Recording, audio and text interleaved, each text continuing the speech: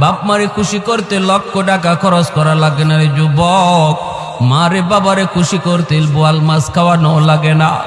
মুখ বইরা আম্মা কয়া ডাক দেও, মুখ বইরা আব্বা কয়া ডাক দেও, দেখবা বাপ মার দিল খুশি হয়ে গেছি। আল্লাহ কয় বান্দা তুই তোর মারে খুশি করলি না, যেন আমি আরশের মালিক রে খুশি কইরা নিলি। রাতের বেলা মাথায় একটু তেল লাগায় দিছো মার, বাবার পায়ের তলায় একটু তেল মালিশ কইরা দিছো। ওই রাতে যদি তোমার মরণ হয়, মায়ের নবীর সুসংবাদ তোমার ব্যাপারে, যত বড় গুনাহগার তুমি হও না কেন, সকাল হওয়া মাত্রই তোমার জন্য জান্নাতের দরজা খোলা। সকাল হওয়া মাত্রই জান্নাতের দরজা খোলা। আর একজন যদি জীবিত থাকে, একজনকে খুশি করো, একটা জান্নাতের দরজা তোমার জন্য খোলা। এরপরে নবী বলেন আমান আসবাহা আসিয়ান লিল্লাহি ফি ওয়ালিদাইহি আসবাহা লাহু বাবান মাফতুহান মিনান নার। আর যদি কোনো সন্তান রাতের বেলা মারে কষ্ট দেয়, বাবার কলিজায় আঘাত দিয়া রাতে ঘুমায়, অথচ বাবার কাছে মাপ চাইল না, এমন কথা বলল যেই কথায় বাবার কলিজায় লাগছে, মার কলিজায় লাগছে, এরপরও মার কাছে মাপ চায় নাই, বউ বাচ্চা নিয়ে ঘুমায় পড়ছে। মায়ার নবী দয়ার নবী বলেন তুমি যত বড় হাজি সাবার নামাজি হও, সকাল হওয়া মাত্রই তোমার জন্য জাহান্নামের দুইটা দরজা খোলা। কিলা ইয়া রাসূলুল্লাহ ওয়া ইন যালামা। সাহাবায়ে কেরাম জিজ্ঞেস করে ইয়া রাসূলুল্লাহ, এত বড় কথা, যদি কোনো মা কোনো বাবা সন্তানের সাথে জুলুম করে, যদি কোনো সন্তানের উপরে বাপ মা জুলুম করে, তিনটা সন্তানের ভিতরে দুইটারে মায়া করে, একটারে কম মায়া করে, অথবা সম্পত্তি বন্টন করার সময় একজনরে কম দিছে আর একজনরে বেশি দিছে, এইভাবে যদি কোনো মা বাবা কোনো সন্তানের উপরে জুলুম করে গো নবী, তবুও কি সন্তান বাপ মার সাথে ভালো আচরণ করবে? এই প্রশ্ন যখন মায়ার নবীকে করলেন সাহাবী, আমাদের অনেকেরই মনে এই প্রশ্ন থাকতে পারে।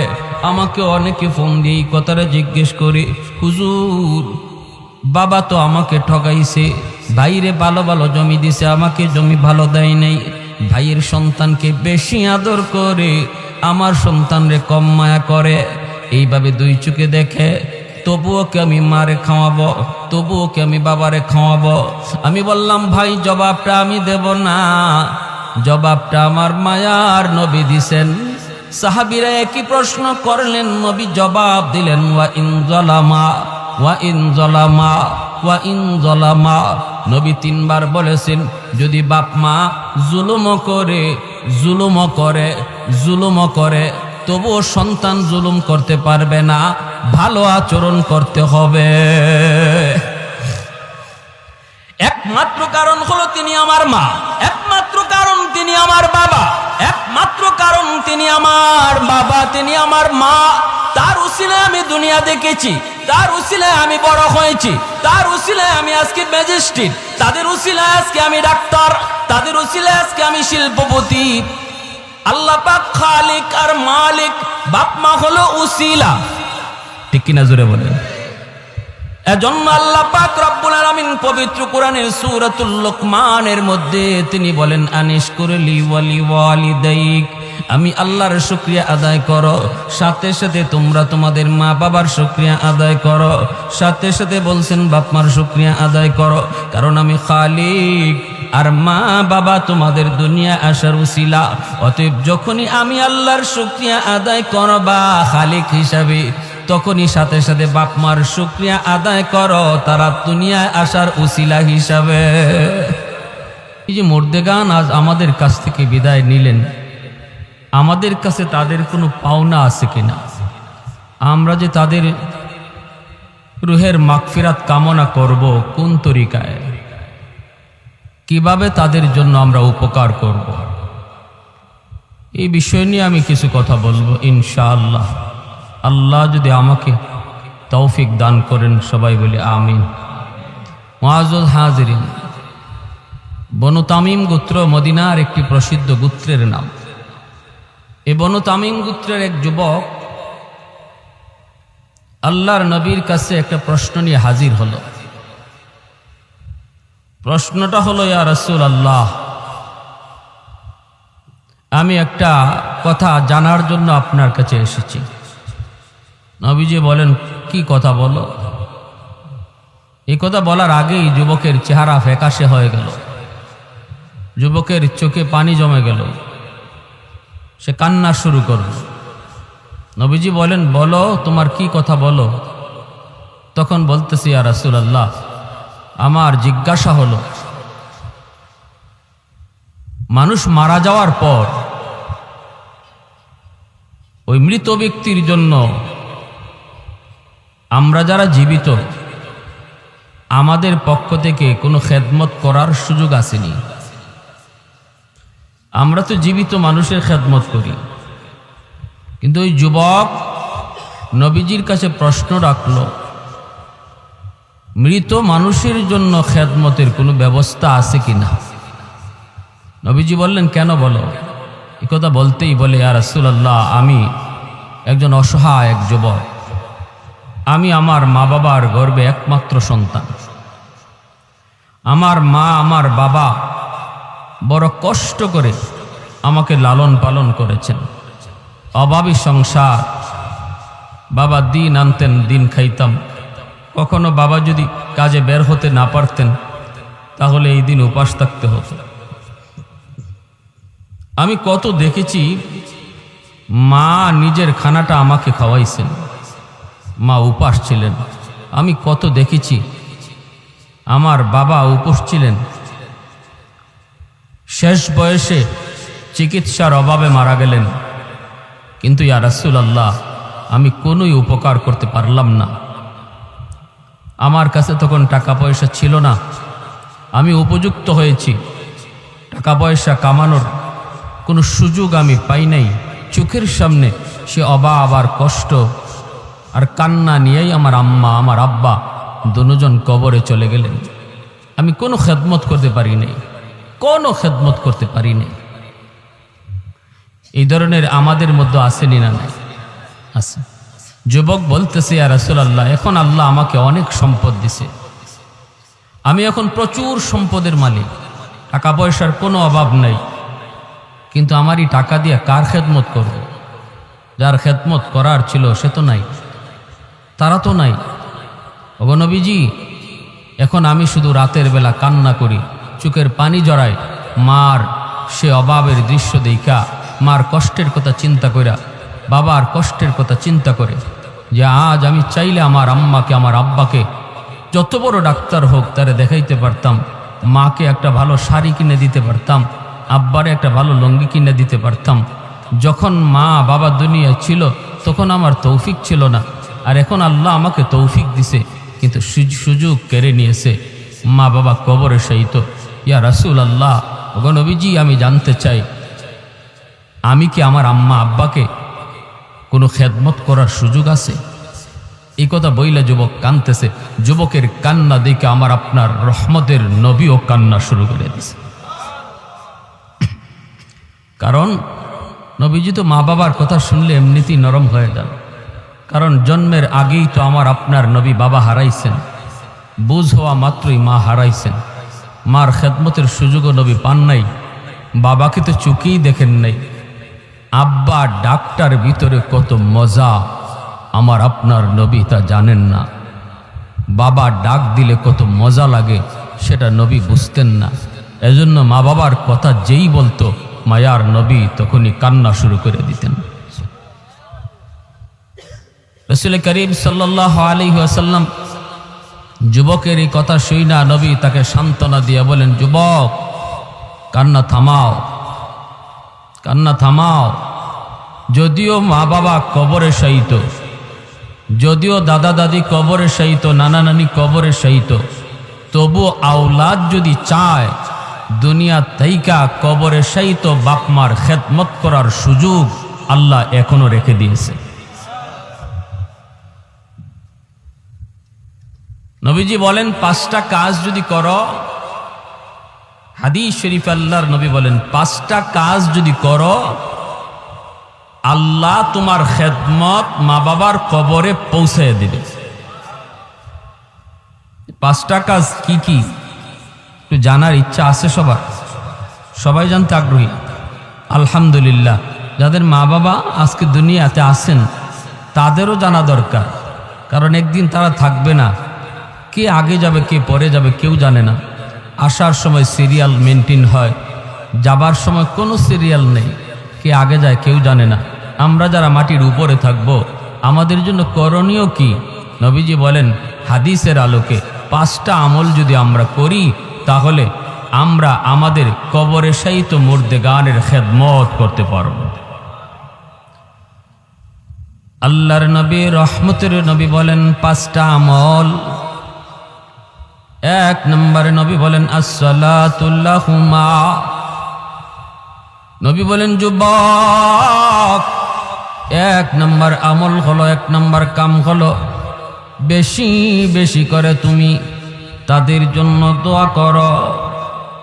বেশি বেশি করে তাদের জন্য তুমি দোয়া চাও। কোন দোয়া?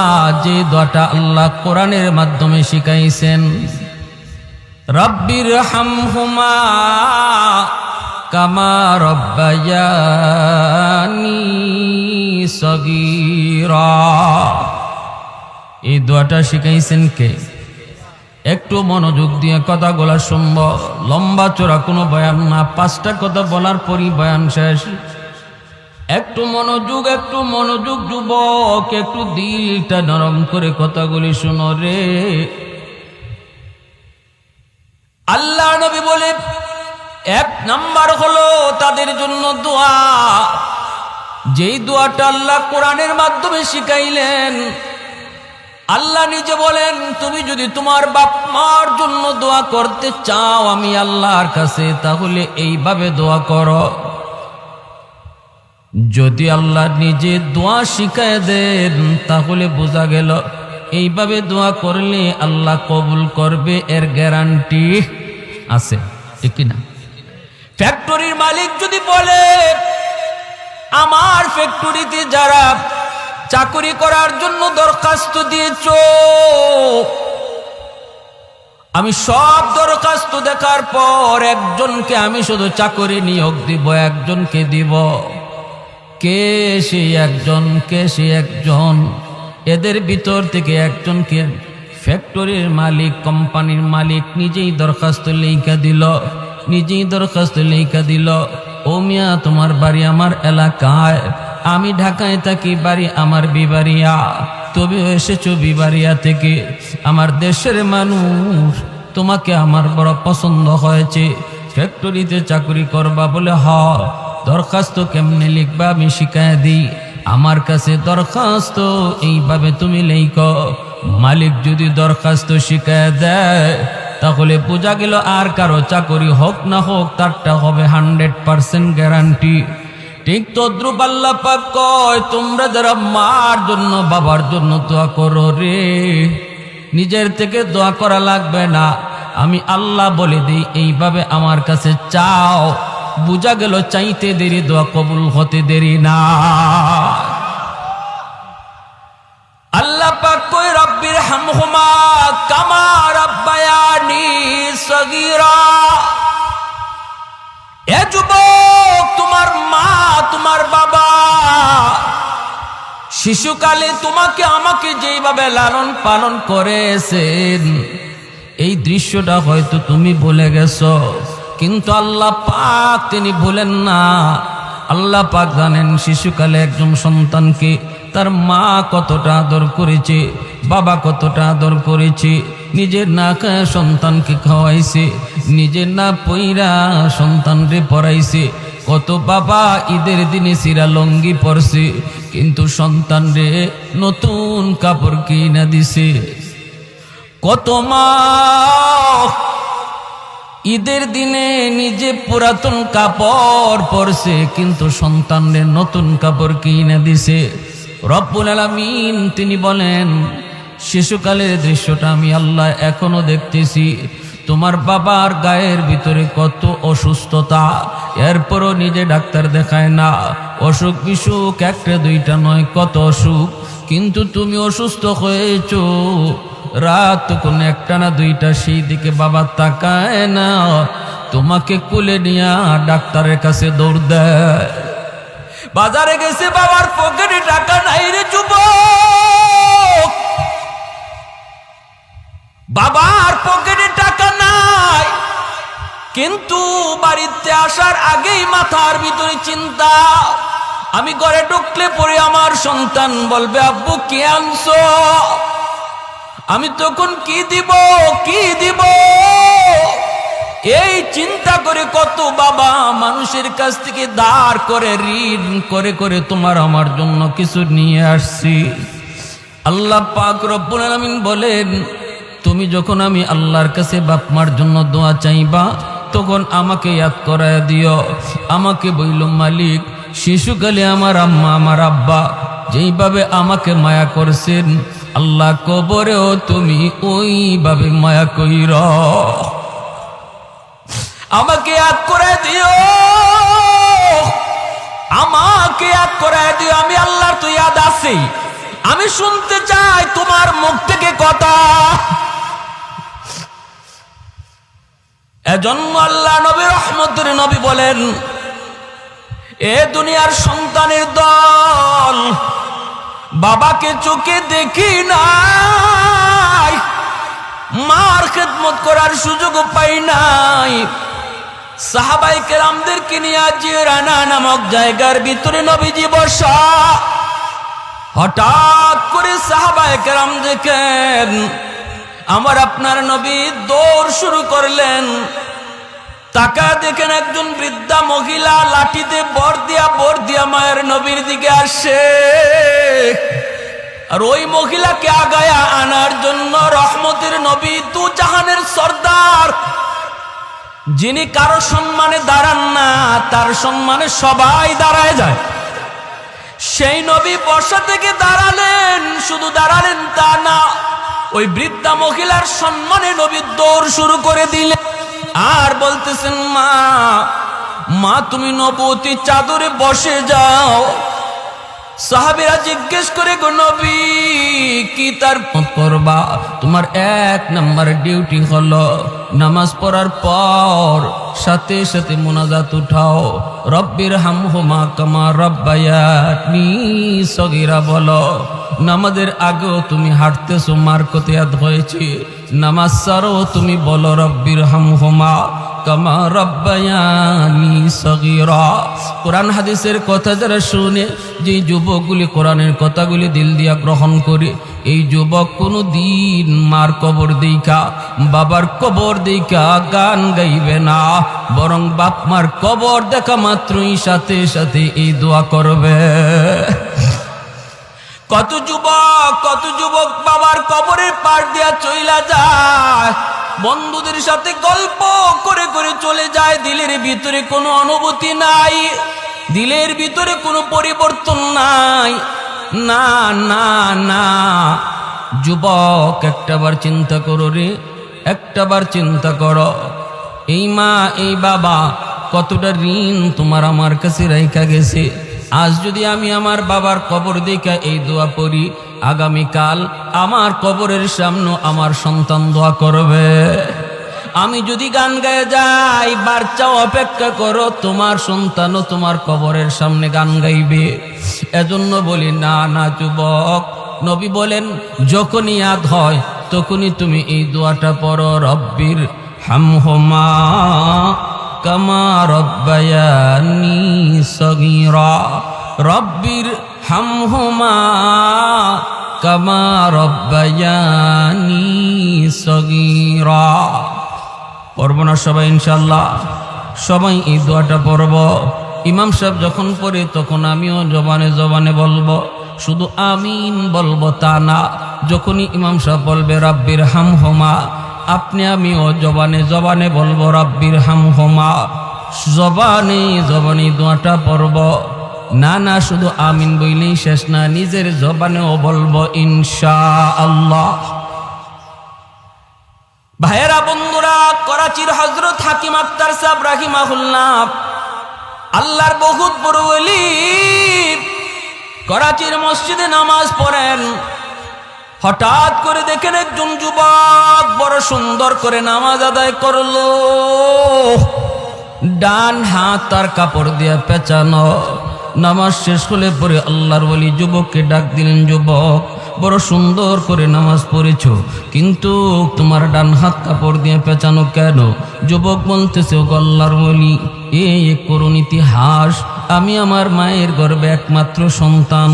আমার মার সাথে বেয়াদবি করার কারণে আমার হাতের মধ্যে পচন দেখা দিয়েছে। পচন, এই পচন ভালো হয় না। আল্লাহর ওলি বলেন, কেন তুমি কি ডাক্তার দেখাও না? কয়, ভারত পাকিস্তানের সব ডাক্তার দেখানো শেষ, কেউ রোগ ধরতে পারে না। ডাক্তার বলে, আমরা তো বুঝি না কেন তোমার পচন ভালো হয় না, বরং উপরের দিকে ওঠে, উপরের দিকে ওঠে। আমি বলেছি, ডাক্তার তোমরা আমার রোগ ধরতে পারো না, কিন্তু আমি নিজে আমার রোগ ধরে ফেলেছি। আমার আগুন লাগছে আসমানে, তোমরা পানি দিতেছ জমিনে, এই আগুন কোনো দিন নিভবে না। মার সাথে বেয়াদবি করেছি, মার সাথে বেয়াদবি করেছি, বউয়ের কোথায় মার গায়ে হাত উঠায় ফেলছি, নাউজুবিল্লাহ। যেই মাত্র মার গায়ে হাত উঠেছি, মা হাও মাও করে কান্না করে আর করে, বাবা আজকে তুই বউয়ের কোথায় আমি মার গায়ে হাত উঠে দিলি, একবারও চিন্তা করলি না এই হাতটা মা চুমায়া চুমায়া বড় করছি। তোর বাবা নাই, জন্মের কিছুদিন পরে তোর বাবা মারা গেলেন। তোর মুখের দিকে তাকাইয়া জীবন যৌবন শেষ করে দিলাম, অন্যত্র বিয়ে বসলাম না। আজকে তুই তোর বউয়ের কথায় আমি মার গায়ে বোঝে তুই হাত উঠায় দিলি, তাহলে ঠিক আছে, আল্লাহ যেন তোর এই হাত পছায়া দেয়, নাউজুবিল্লাহ। তুই যেন আমার জানাজার নামাজ পড়তে না পারো। যুবক বলতেছে, ও আল্লাহর ওলি, মা এই পদ্ম দেওয়া মাত্রই আমি টের পাইছি আমার পায়ের জমিন কাইপা উঠছে। অফিসে গেলাম, কিছুদিন পরেই মার মৃত্যু সংবাদ। বাড়িতে আসার জন্য রওনা দিলাম, কিন্তু রাস্তায় এত সমস্যা হয়েছে অন্য কোনোদিন হয় না। গ্রামে পৌঁছতে পৌঁছতে মার জানাজা গ্রামবাসী পড়ে ফেলেছে। আমি এসে হাউমাউ করে কান্না করি। মুরব্বীরা কয়, বাবা তোমার জন্য অনেক অপেক্ষা করেছি। মানুষজন আর ধৈর্য ধরে না, এজন্য জানাজা পড়ে ফেলেছি। আমি কান্দি আর বলি, এটা তোমাদের দোষ না, এটা আমার কপালের লিখন গো। মার একটা বদ্ধ ছিল, তুই আমার জানাজার নামাজ যেন পড়তে না পারো। মার এই বদ্ধ কবুল হয়ে গেছি। মার আরেকটা বদ্ধ আসিল, তোর হাত যেন পচা যায়। অল্প দিন পরে আমি দেখলাম ওই হাত, যে হাত আমি মার গায়ে উঠেছি, এই হাতের মধ্যে ফুরা দেখা দিছি। এই ফুরা থেকে পচন শুরু হয়ে গেছি। ডাক্তারের কাছে গেলাম, কেউ রোগ ধরতে পারে না, অ্যান্টিবায়োটিক খাই, অ্যান্টিবায়োটিক দেয়, কিন্তু রোগ সারে না, কোনোভাবেই তো রোগ সারে না। আমি তো আমার রোগ ধরে ফেলেছি। আমার হাতের পচনের দুর্গন্ধ এত বেশি। সুন্দরী বউ, যেই বউয়ের কারণে আমি মার গায়ে হাত তুলছিলাম, সেও আমারে সেইরা বাপের বাড়ি চলে গেছে। এলাকার মানুষ আমাকে বাড়ি থেকে বের করে দিয়েছে। আমি এখন রাস্তায় রাস্তায় ঘুরি, মসজিদে মসজিদে কান্না করি আর সেজদা দিই। হাতটা কাপড় দিয়ে পেঁচে রাখি, যাতে মানুষ দুর্গন্ধ না পায়। গো আল্লাহর ওলি, আমার কি আল্লাহর কাছে কোনো মাফ আসেনি? আমি কি কোনো মাফ পাইমনি? মাফ পাইমনি? সমাজে এমন কত যুবক, মার সাথে তুমি বেয়াদবি করতেছ, বাবার সাথে তুমি বেয়াদবি করতেছ। আমার নবী কয়, রাদাল্লাহি ফি রাদাল ওয়ালিদাইন ওয়া সাকাতুর রাব্বি ফি সাকাতিল ওয়ালিদাইন। ওগো আল্লাহ, আমার আল্লাহ তার হাবিবকে ডাইকা কয়, বন্ধু তুমি কয়া দাও, যেই সন্তানের উপরে তার মা তার বাবা রাজি থাকে, আমি আল্লাহ তার উপর রাজি হইয়া যায়।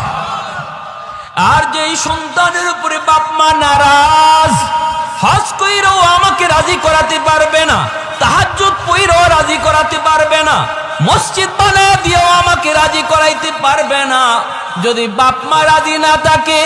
আর যদি বাপ মা রাজি থাকে আল্লাহ বলে আমি রাজি হইয়া যাই। এজন্য রে যুবক, কার গায়ে হাত উঠাইতেছো, কারে বকা দিতেছো? নবীজি বলেন মান আসবাহা মুতিআন লিল্লাহি ফি ওয়ালিদাইহি আসবাহা লাহু বাবান মাফতুহান মিনাল জান্নাহ। কোন সন্তান যদি রাতের বেলা মারে বাবারে খুশি কইরা ঘুমায়, মা তার উপরে খুশি, বাবা তার উপরে খুশি, ওই অবস্থায় যদি যুবক রাতের বেলা ঘুমায়, নবী বলেন সকাল হওয়া মাত্রই তার জন্য আল্লাহ পাক জান্নাতের দুইটা দরজা খুলে দেন।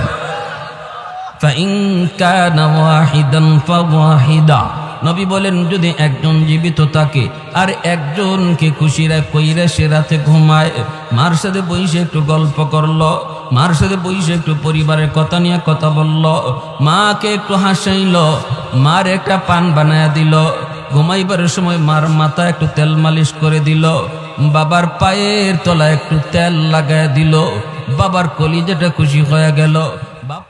এজন্য আল্লাহ নবী বলেছেন যুবক, এক নাম্বার কাম হলো যখনই মার কথা বাবার কথা ইয়াদ হবে এই দোয়াটা পড়বা। আর এই দোয়াটা পড়া মাত্রই সাথে সাথে পড়তে দেরি আল্লাহ পাক তোমার বাপ মার কবরে খেদমত পৌঁছাইতে দেরি হবে না।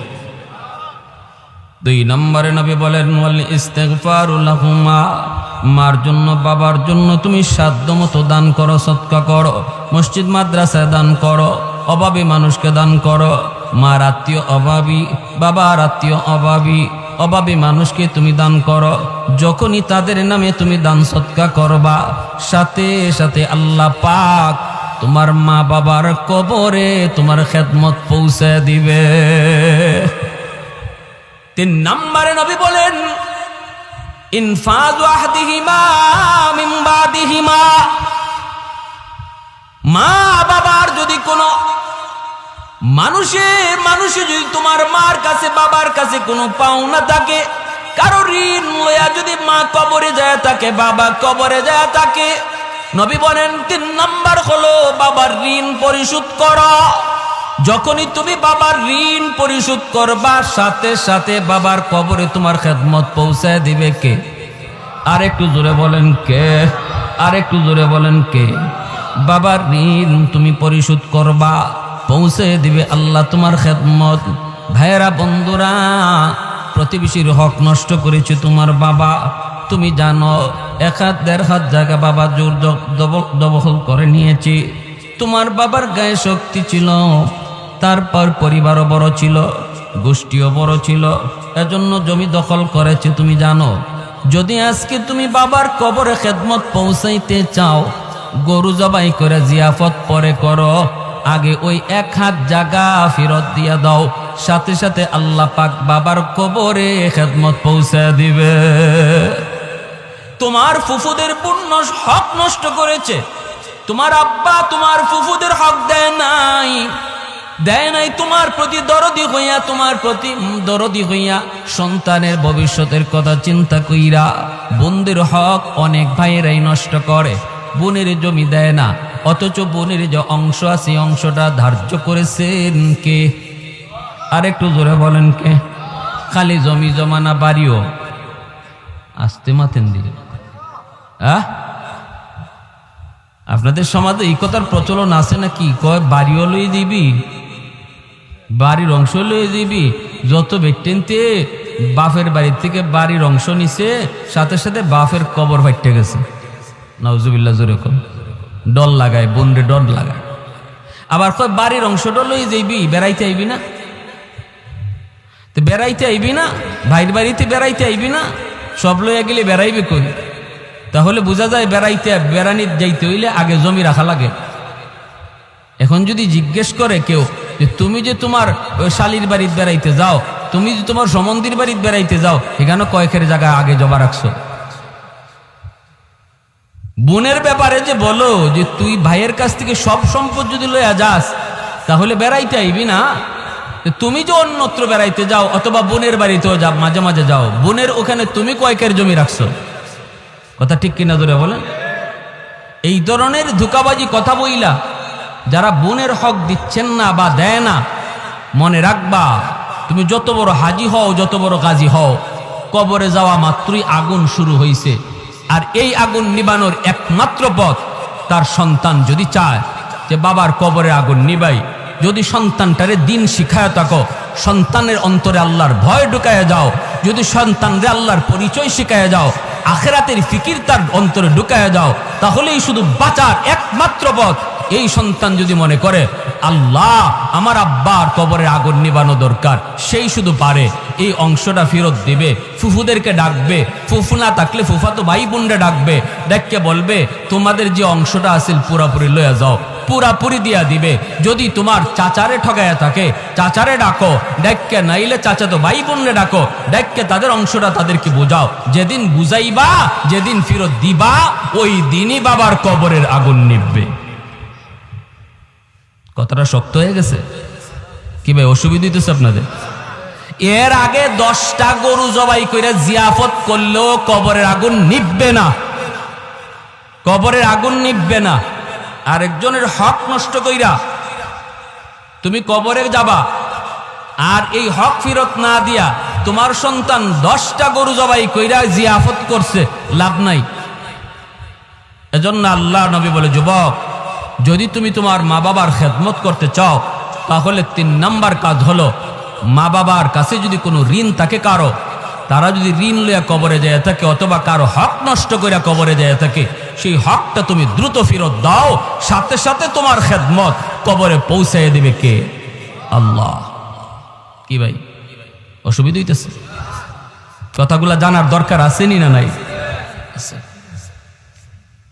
4 নম্বরে আল্লাহর নবী বলেন, সিলাতুর রাহমিল্লাতি লা তুসালু ইল্লা বিহিমা। আল্লাহর নবী রহমতের নবী বলেন, যুবক 4 নাম্বার হলো তোমার মার যাদের আত্মীয় স্বজন আছে, মা দুনিয়ায় নাই কিন্তু মার আত্মীয় স্বজন এখনো দুনিয়ায় আছে।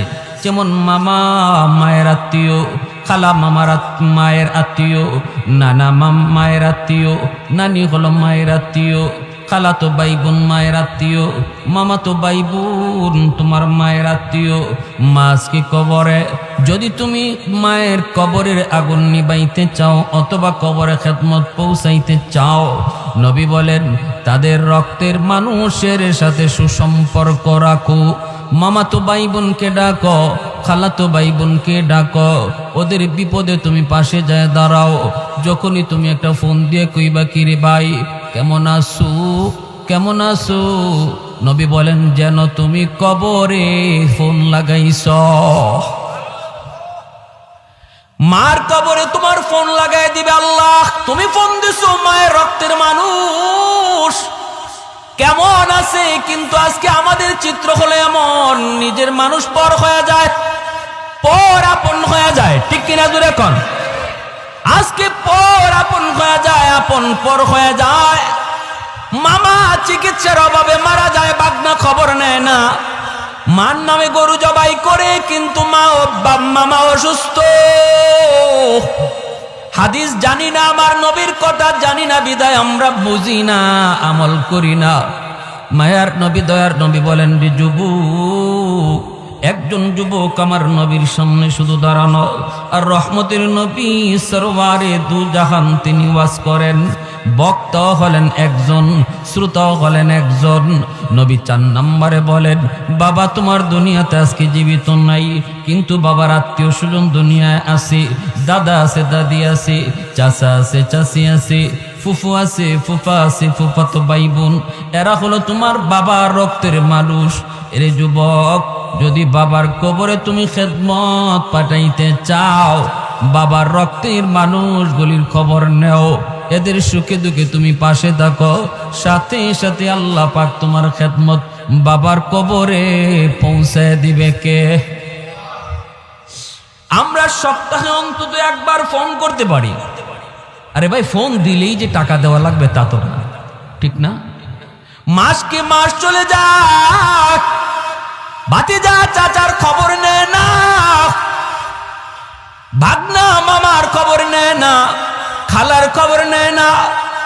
সপ্তাহে অন্তত একবার যদি ফোনের ব্যবস্থা করি। এখন তো একটা সুযোগ হয়ে গেছে, একটা সুযোগ, ফোনের কারণে বাড়িতে যাওয়া লাগে না। টেলিফোনে যেমন কিছু ক্ষতি আছে, লাভও আছে। এই লাভটা তো আছে, আমি ডায়েরির মধ্যে আমার মায়ের আত্মীয় স্বজন যারা, তাদের নাম আমি ডায়েরিতে লিখতে পারি। এই ডায়েরির ডান দিকে আমি তাদের মোবাইল নাম্বারটা উঠায় রাখলাম। বাবার আত্মীয় স্বজন কারা কারা জীবিত, এদের নাম ডায়েরিতে আমি লিখলাম। ডান দিকে মোবাইল নাম্বারটা সংগ্রহ করে রাখলাম, আর উপরে লিখে রাখলাম সপ্তাহে একবার ফোন দিব, সপ্তাহে একবার ফোন দিয়ে খবর নিব। ভাইরে মনে রাখবা, এটা বহুত বড় হাদিসের উপরে আমল তোমার হয়ে যাইতেছে রে। যখনই বাবার আত্মীয় চাচারে তুমি ফোন দিলা, নবী কয় যেন বাবার কবরেই তুমি ফোন লাগাইছ। ভাইরে কত সুন্দর আমল নবী বুঝা দিতেছেন যুবককে। আজকে আমাদেরও জানা প্রয়োজন। আজকে আপনারা যারা গ্রামবাসী এত সুন্দর মাহফিলের আয়োজন করেছেন আপনাদের মধ্যেখানের রুহের মাগফিরাতের জন্য, কি করবেন তাদের জন্য, করণীয় কি কথাগুলো একটু মনোযোগ দিয়ে শুনেন। এরপরে মায়ার নবী দয়ার নবী বলেন 5 নম্বর, ইকরামু সাদিকিহিমা মিন বাতিহিমা। নবী বলেন বাবার যারা বন্ধু বান্ধব তাদের সাথে তুমি সুসম্পর্ক রাখো, তাদের সাথে খোঁজখবর রাখো, তাদেরকে দেখলে তুমি শ্রদ্ধা কইরো। বাবা যাদের সাথে চলতো, বাবার বয়সের মানুষ যাদের সাথে বাবা চলতো রে, ওই মানুষগুলাকে পাইলে পরে বাবার মতো শ্রদ্ধা কইরো, সালাম দিও। আর বইল চাচা আব্বা থাকতে কত বাড়িতে আসতেন, আজকে আমার বাবা নাই, এজন্য বাড়িতে আসেন না। চাচা একটু বইসা যান, এক কাপ চা খায়া যান, পাইলে বাজারে পাইছো একটু ধরো আদর করে একটা চা খাওয়া দাও, একটা পান খাওয়া দাও, এতটুকু তুমি তার খোঁজ খবর নেও। মায়ার নবী দয়ার নবী বলেন যখনই বাবার কোনো বন্ধুরে পায়া বাবার মতো শ্রদ্ধা করবা, সাথে সাথে তোমার বাবার কবরে খেদমত পৌঁছায় দিবে আল্লাহ। মা আজকে দুনিয়ায় নাই, কিন্তু মার বান্ধবী আছে, মার সমবয়সী মহিলা আছে, পাইছো বলতেছো চাচি একটু বাড়িতে উঠেন, এক কাপ চা খেয়ে যান। ঈদের সিজনে মা যেই মহিলাদের সাথে চলতো, এমন গরিব একটা মহিলা দেইকা নতুন কাপড় কিনে দেন। মায়ার নবীর বাসায় যেন তুমি তোমার মার এই নতুন কাপড় কিনে দিছ। এইভাবে আল্লাহর নবী যুবককে একটা ওয়াজ করলেন আর বললেন 5টা আমল যদি করো, যখনই সন্তান বাপ মার নামে এমন কোন দান সৎকা করে, এমন কোন ভালো আমল করে, আল্লাহ কেমনে সাথে সাথে পৌঁছায়। জুনাইদ বাগদাদী রহমতুল্লাহি আলাইহি তিনি ঘুমাইছেন, স্বপ্নে দেখেন একজন মানুষ, চেহারাটা জাহান্নামী চেহারা, কানতেছে, কালো কুৎসিত, আযাবের চিহ্ন তার চেহারার মধ্যে রয়েছে। জুনাইদ বাগদাদী রহমতুল্লাহি আলাইহি বলেন কে গো, কি তোমার পরিচয়? লোকটা বলতেছে হুজুর আপনি আমাকে চিনবেন না, আমি আপনার এলাকারই একজন মানুষ, বহু আগে আমার মরণ হয়েছে, কিন্তু কবরে আমি শান্তিতে নাই, কবরে আমি শান্তিতে নাই গো, কবরের মধ্যে আমি আযাবে আছি। আমার দুনিয়াতে কোনো সন্তান নাই, আছে শুধু একটা মেয়ে সন্তান। আমার আল্লাহ আমাকে জানাইছে আমার মেয়েটা যদি আমার জন্য আল্লাহর কাছে কোনো ভালো কাজ করে, এই উসিলায় আল্লাহ আমাকে মাফ করে দিবে। আমার নামে যদি সদকা করে, আমার নামে যদি কোনো ভালো কাজ করে, আল্লাহ আমারে মাফ করে দিবে। কারণ সন্তান যখন বাপ মার জন্য কোনো ভালো কাজ করে অথবা দোয়া করে, সন্তানের জন্য বাপ মায়ের দোয়া করলে যেমন সরাসরি কবুল, সন্তানও যদি বাপ মার জন্য দোয়া করে এই দোয়াও সরাসরি কবুল। সালাসাতুন দাওয়াতুম মুস্তাজাবাতুন লা শাক্কা ফীহ, দাওয়াতুল মাজলুম ওয়া দাওয়াতুল মুসাফির ওয়া দাওয়াতুল ওয়ালিদ আলা ওয়ালাদিহি। আল্লাহ নবী রহমতের নবী বলেছেন 3 ব্যক্তির দোয়া সরাসরি আল্লাহর দরবারে কবুল হয়। এক হলো মজলুমের দোয়া, আর এক হলো মুসাফিরের দোয়া, আর এক হলো বাপ মার দোয়া। বাপ মার দোয়া যেমন কবুল, সন্তানের দোয়াও বাপ মার জন্য কবুল। জুনাইদ বাগদাদী কয় এবার আমার কাছে কি চাও? কয় হুজুর আমি আপনার কাছে একটু সাহায্য চাই, যদি আমার মেয়েটার একটু খবর দিতেন যে আমি বড় বিপদে আছি, সে যদি আমার নামে একটু সদকা করে আল্লাহ আমাকে মাফ করে দিবে। জুনাইদ বাগদাদির ঠিকানা লইয়া ঘুম থেকে উইটা ওই মেয়েটার সংবাদে তিনি বের হয়ে গেলেন। এলাকার মানুষকে তিনি জিজ্ঞেস করেন, মহিলা মানুষেরা কয় হুজুর মহিলাটা বড় খারাপ, ওর কাছে আপনি কেন যাইবেন, ওর চরিত্র ভালো না। জুনাইদ বাগদাদি কয় আমি চরিত্র ভালো মন্দ বুঝি না, আমাকে বলো কোথায় গেলে পাবো। কয় নদীর ঘাটে গোসল করে। জুনাইদ বাগদাদি তিনি নদীর পাড়ে আইসা দাঁড়ায় রইলেন। মেয়েটা গোসল শেষ করে আইসা কয় মৌলবি তুমি আবার কি চাও? জুনাইদ বাগদাদি কয় মা আমি চাই না, আমি একটা খবর নিয়ে এসেছি। কয় কার খবর? কয় তোমার বাবার খবর। কয় আমার বাবার কিসের খবর? বাবা তো বহু আগে কবরে। বাবার আবার খবর কিসের? জুনাইদ বাগদাদি কয় তোমার কবরের বাবার সংবাদ। কি খবর? মারে তোমার বাবা কবরের মধ্যে আযাবে আছে, স্বপ্ন যুগে আমাকে দেখাইছে, আমার কাছে একটু সাহায্য চাইছে রে মা, আমি যেন তোমাকে এই সংবাদটা দিই। তুমি যদি তার নামে একটু দান সদকা করো, আল্লাহ পাক তোমার বাবার কবরের আযাব আল্লাহ মাফ করে দিবে। এই কথা বলতি যে গুনাহ করে, অতিরিক্ত গুনাহ করার কারণে মানুষের কলিজা শক্ত হয়ে যায়। একটা দুইটা গুনাহ করে তখন কলিজায় দাগ পড়ে, এক পর্যায়ে কলিজাটা গুনার কারণে শক্ত হয়ে যায়। মহিলাটার কলিজা শক্ত হয়ে গেছে। জুনাইদ বাগদাদির দিকে এক মুঠ পানি হাতে নিয়া ঢিল মারছে ঠাট্টা কইরা, আর কয় এইটুকু পানি আমার বাপের রুহের মাগফিরাতে সদকা করলাম। জুনাইদ বাগদাদি দেহটা সরায় নিলেন, পানিটা ওনার দেহে পড়ল না, পানিটা পড়ল মাটিতে। আর জুনাইদ বাগদাদি তিনি চলে গেলেন আফসোস করে করে, হায় রে এমন সন্তান বুঝি হয় যেই সন্তানের জন্য বাবা রাতকে দিন বানাইল, যেই সন্তানের জন্য বাবা রক্ত পানি করলো, মাথার গাম পায়ে ফালাইল, এই সন্তান বুঝি বাবার জন্য এই করে। কষ্ট পেয়ে তিনি বাড়িতে চলে গেলেন, রাতে ঘুমাইলেন, স্বপ্নে দেখেন ওই মানুষটা, গত রাতের মানুষটা জান্নাতি চেহারা লয়া সামনে হাজির। আল্লাহর ওলি বলে ভাই কি খবর? চেহারা পরিবর্তন কেমন করে হলো? হাসি খুশি চেহারা। হুজুর আমি আপনার কৃতজ্ঞতা স্বীকার করতে এসেছি, শুকরিয়া জানাইতে এসেছি। জুনাইদ বাগদাদি কয় কই তোমার মেয়ে তো কিছুই করলো না, আমি তো খবর ঠিকই শুনাইছি, তাহলে পরিবর্তন কেমনে হলো?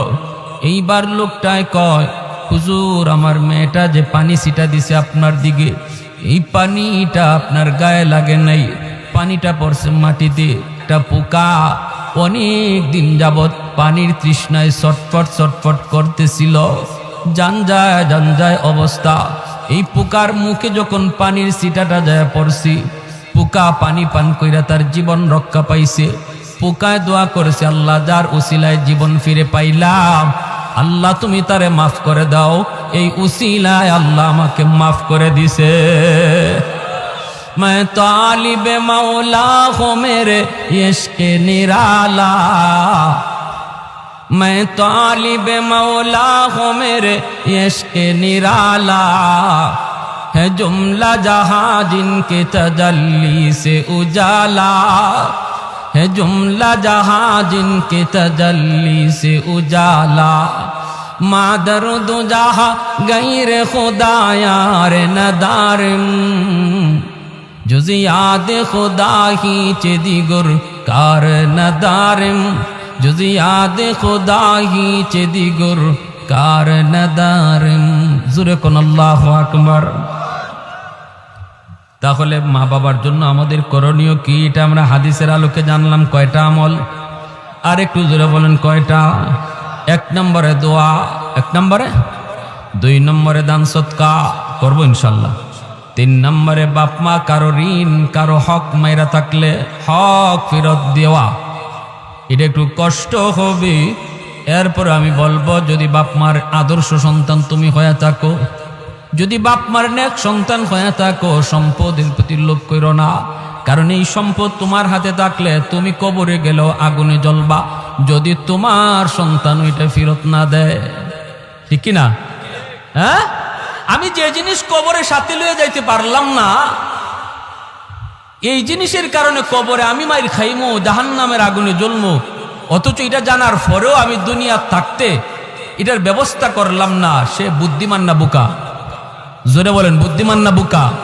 বোকা, সে বোকা। এজন্য আমার ভাই সাবধান, বোনদের হক কেউ নষ্ট করব না, ছোট ভাইয়ের হক নষ্ট করব না, প্রতিবেশীর হক নষ্ট করব না। এটা খতরনাক কবিরা গুনাহ।